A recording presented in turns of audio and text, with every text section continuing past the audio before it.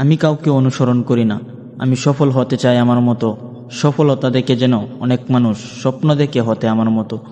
পাশের বাড়ির এক বড় ভাই ডাক্তারি পড়ে হয়েছে ডাক্তার, তাকে দেখে ডাক্তার কেন হতে হবে আমার।